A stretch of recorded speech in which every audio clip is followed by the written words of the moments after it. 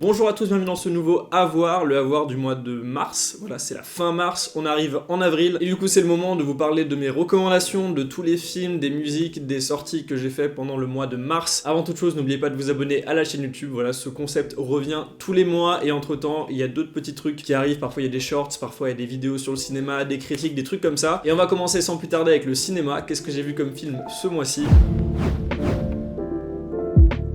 Alors d'abord j'ai fait une petite session rattrapage avec des films que je n'avais encore jamais vus. Déjà il y a eu deux Kurosawa que j'ai vu ce mois-ci, il y avait Sanjuro et Dreams que j'avais pas encore vu et que j'ai beaucoup aimé. Il y a aussi un David Lynch qui a fini sur la liste de la Cinétech de ce mois-ci, du coup je l'ai regardé, c'était The Straight Story, que je n'ai jamais vu, qui était plutôt cool, plutôt intéressant. Ça change un petit peu des autres films de David Lynch même si on retrouve sa petite patte. Mais le vieux film dont je voulais vous parler ce mois-ci c'est Forever a Woman, c'est le titre anglais de Kenyo Tanaka. Alors c'est un vieux film japonais des années 50 si je dis pas de bêtises, mais qui traite des sujets qui sont pourtant très actuels. On y suit une jeune femme qui est aspirante poétesse, donc qui écrit des poèmes et qui a un espèce de groupe de poètes au Japon. Le truc c'est que très souvent elle n'est pas écoutée, notamment parce que c'est une femme, et parce que les sujets qu'elle aborde sont assez progressistes pour l'époque. On parle d'émancipation, on parle du fait de vouloir s'affirmer dans un couple où à l'époque les mœurs voulaient que l'homme avait la place centrale, et elle voulait justement s'émanciper de ça. Enfin c'est du moins dans ses poèmes en tout cas, elle présentait beaucoup sa volonté de vouloir exprimer ses émotions et de vouloir être autre chose que la femme de... Le truc, c'est qu'à partir du moment dans le film, il se passe quelque chose, je vais évidemment pas vous le dire, mais il se passe quelque chose d'assez grave et qui va complètement changer la perception qu'ont les autres de cette femme et aussi la perception qu'ont les autres des œuvres de cette femme. Donc c'est assez intéressant parce qu'on peut aussi avoir un écho par rapport aux choses qu'on voit aujourd'hui quand un artiste décède ou quand un artiste fait quelque chose de mal ou quelque chose de bien, et comment on arrive à voir son œuvre par le prisme du coup de ce qu'il a fait. Et vraiment c'est un film que je recommande déjà parce que c'est un film japonais des années 50 et c'est une période que j'aime beaucoup dans le cinéma, mais aussi parce qu'il est réalisé par une femme au Japon, et des femmes réalisatrices japonaises, surtout à cette époque-là, c'était pas forcément très commun. De base, je crois qu'elle est actrice en plus. Le deuxième film, je l'ai vu en salle, c'est Mon Crime de François Ozon, que j'ai vu en avant-première avec Monsieur François Ozon et Nadia Tereskevitz, qui était fraîchement décorée de l'Oscar, du César du meilleur espoir féminin. Le film était très bien, là il est sorti depuis un petit moment, il est sorti je crois le 8 mars, donc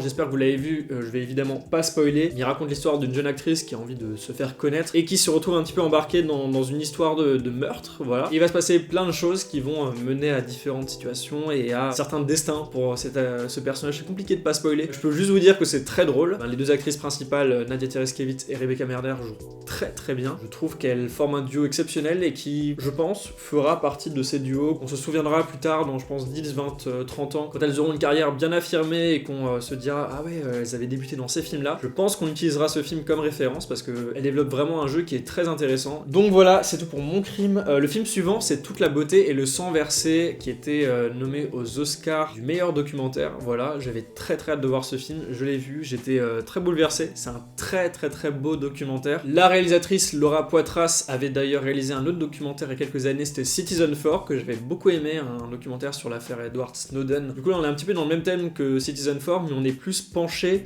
sur la personne. Du coup là ça parle de Nan Goldin, qui est une grande artiste en soi parce qu'elle a fait beaucoup de choses, que ce soit de la photographie, et du coup le film est plus centré sur elle et sur comment elle a vécu l'affaire, parce que du coup ça parle de la crise des opiacés, qui est centré sur l'entreprise Sackler, si je dis pas de bêtises, qui est l'entreprise qui est un groupe pharmaceutique et qui aussi en parallèle de ça possède de nombreuses collections d'art et qui du coup les vendait à des musées. Et à partir de là le film s'enchaîne sur différents sujets dont je n'étais pas forcément toujours au courant. Enfin il y avait plein de trucs dans le film que j'ai découvert avec, parce que c'est pas des sujets qui nous ont touchés nous personnellement en tant qu'Européens, mais je sais que ça a beaucoup marqué les États-Unis. Très intéressé de voir que le sujet était pas forcément lié qu'à la crise des opiacés, parce qu'on parle aussi du sida, on parle aussi des communautés queer de certaines périodes des années 60, 70, 80 aux États-Unis, et de voir comment elles étaient traitées par les médias, et de voir comment Nan Goldin, au centre de tout ça, s'est levée à pousser une voix qui a eu beaucoup de retentissement et qui encore aujourd'hui a eu du retentissement parce qu'elle a réussi avec ce documentaire à créer un héritage à cette histoire et à pouvoir le propager, comme dit, à nous Européens qui n'étions pas forcément complètement au courant de toute cette affaire. Et on passe au dernier film, qui est l'un des derniers films d'ailleurs que j'ai vu en salle, c'est John Wick 4, le 4e film de la saga John Wick après Parabellum qui est sorti en 2019, 2020, un truc comme ça. Je l'attendais forcément parce que John Wick c'est une saga d'action que j'aime beaucoup. Ce genre de saga d'action avec un énorme fond qui a vraiment beaucoup de travail pour créer un univers cohérent avec différentes organisations, différents personnages plus intéressants les uns que les autres avec à chaque fois un background derrière. Donc vraiment j'ai toujours aimé John Wick, j'ai le 1, j'avais adoré, je me suis dit le 1 il est sorti en 2014 maintenant que j'y pense. Et pour vous raconter vite fait sans trop vous spoiler, même pour les gens qui ne sont pas familiers à la saga John Wick, le 4e film parle d'une organisation secrète qui est gouvernée d'ailleurs par un Français, donc c'est très cool, on voit beaucoup Paris dans ce film. Et cette organisation secrète veut absolument anéantir John Wick, donc de là ça part d'un principe de film qui est assez simple, voilà, c'est le grand méchant qui veut tuer le grand gentil. Et tout le film c'est du coup cette poursuite entre John Wick et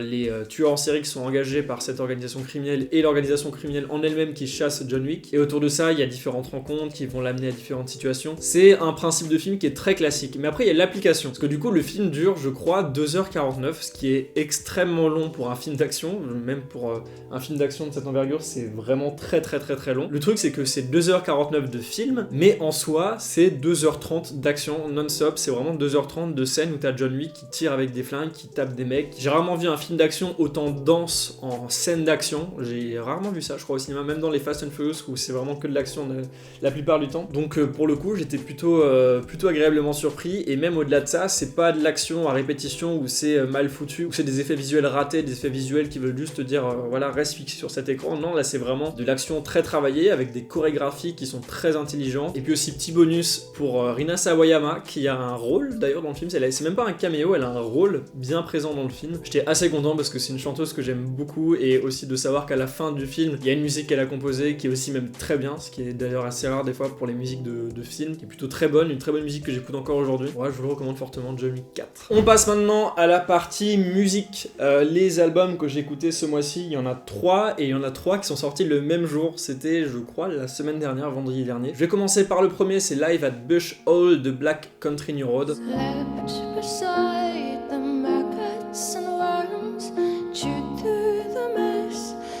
Alors si vous suivez un petit peu la chaîne et que vous suivez, d'ailleurs c'était dans la vidéo des 10 meilleurs albums de l'année 2022, j'ai déjà parlé de Black Country New Road, j'ai déjà abordé le fait que c'est un groupe que j'aime beaucoup et qui a malheureusement eu une séparation, le chanteur du groupe Isaac Wood qui a quitté le groupe il y a je crois quelques mois, et du coup le groupe s'est retrouvé dépourvu de chanteur, et je n'avais pas forcément trop suivi l'actualité du groupe par la suite, j'ai pas trop voulu m'y pencher parce que j'étais un petit peu dégoûté de la suite des événements, et j'ai appris du coup récemment, en même temps que la sortie de cet album, qu'il y a eu un live qui était beaucoup apprécié par les fans et qui regroupe des nouvelles chansons qui ont été faites par les membres actuels du groupe, les membres restants, je crois qu'ils sont 6, qui comportent des chansons qui sont vraiment excellentes. C'est forcément différent parce qu'on retrouve quand même l'essence du groupe, mais il n'y a plus la voix, il n'y a plus l'âme des paroles de ce qu'il y avait à l'époque avec l'ancien chanteur. Mais du coup ça donne une nouvelle perspective au groupe, et c'est aussi assez intéressant parce qu'on a différents chanteurs qui prennent le devant sur certaines chansons. Des fois on a une voix féminine, des fois on a une voix masculine, et du coup ça apporte quelque chose de très intéressant. Je porte plus d'intérêt aux voix féminines qui ont été portées dans cet album. Je sais pas si c'est la même personne qui chante à chaque fois, mais je les trouve vraiment très bien, et je trouve qu'elle colle vraiment bien avec l'univers orchestral mais aussi au niveau des paroles. Donc voilà, je suis très content que ce groupe ait repris des couleurs, je suis très content de voir qu'il existe encore. Le deuxième album c'est Did You Know That There Is a Tunnel Under Ocean Boulevard de Lana Del Rey.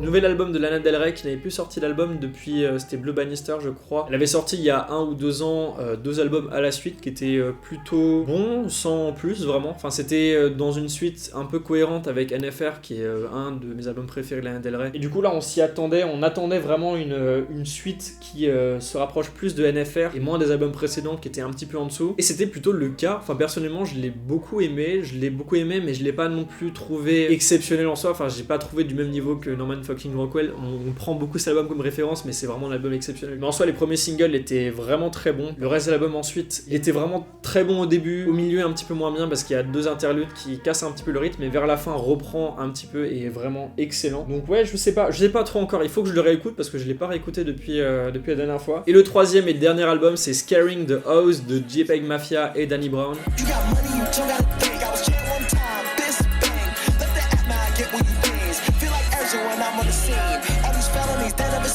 Celui-là, je pense que c'est de très loin un des meilleurs albums que j'ai écouté cette année. J'étais très surpris positivement, même si je suis pas forcément surpris parce que JPEG Mafia c'est un artiste que j'aime énormément. J'avais adoré son dernier album LP qui est sorti je crois il y a 2 ans, qui avait extrêmement bien marché, qui est je pense son meilleur projet. Et là de le savoir qu'il allait faire une collaboration avec Danny Brown qui est un artiste aussi qui sort de très bons projets habituellement. C'était un petit peu la collab parfaite parce que les deux ont un univers qui est à la fois similaire mais à la fois différent parce qu'ils ont pas forcément... Enfin, on sait que Danny Brown c'est surtout sa voix qui le fait mettre en avant et dans cet album je trouve qu'elle est excellente, enfin elle colle parfaitement bien avec les productions complètement saturées, produites d'une manière tellement bizarre de JPEG Mafia. Enfin je sais pas s'il a fait toutes les productions de l'album mais on ressent quand même sa touche artistique. C'est pas forcément un album qui va plaire à tout le monde mais je vous le recommande quand même, voilà, d'y jeter un petit coup d'œil. Ce mois-ci pas de partie livre ni de partie digital mais une partie sortie encore une fois. Ce mois-ci j'étais au Vitra Design Museum, je sais pas si on voit il y a une affiche derrière de la nouvelle expo du Vitra Design Museum qui a commencé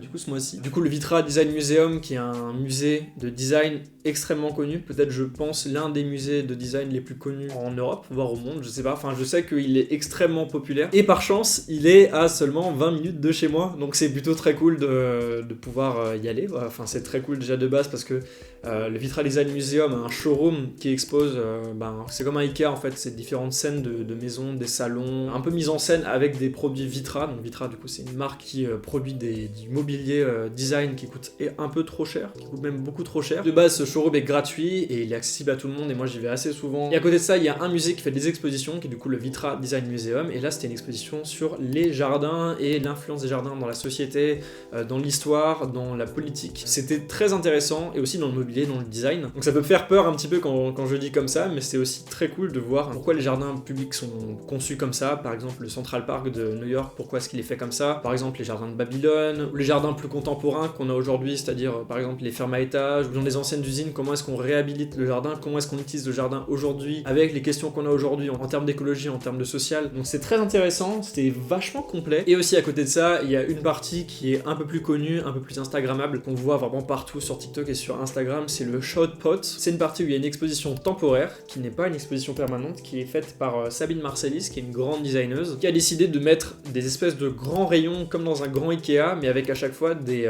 meubles, du mobilier de couleur, à chaque fois classé par couleur. C'est à chaque fois du mobilier design, et c'est très intéressant, c'est très beau, esthétiquement. Enfin, c'est assez cool de se balader là-dedans, il y a une certaine atmosphère que je trouve assez intéressante et très particulière. Donc voilà, je vous le recommande si vous avez envie de faire des photos Instagram, ou si vous êtes passionné de design, c'est un très bel endroit. Et on passe maintenant à la dernière partie, mes attentes du mois d'avril. On arrive déjà en avril, ça passe très vite. Le premier film, c'est un film d'animation, c'est Suzume de Makoto Shinkai. Mais du coup, c'est le nouveau film de Makoto Shinkai qu'on connaît pour Les Enfants du Temps, mais aussi pour un des meilleurs films d'animation de tous les temps, qui est Your Name. Mais du coup, Suzume, nouveau film, et j'ai très hâte. Le deuxième film, c'est Les âmes sœurs de André Téchiné. André Téchiné, qui est un réalisateur que j'aime beaucoup. Enfin, il y a des films de lui que j'ai beaucoup aimé, et du coup, j'ai un peu envie de savoir ce qu'il va nous raconter. J'ai vu qu'il y avait notamment Nomi Merlan au casting, donc j'ai très hâte. Et le troisième film, c'est Okuzai de Hajime Hashimoto, qui est du coup le biopic de Okuzai, le peintre japonais, qui est un peintre que j'aime beaucoup.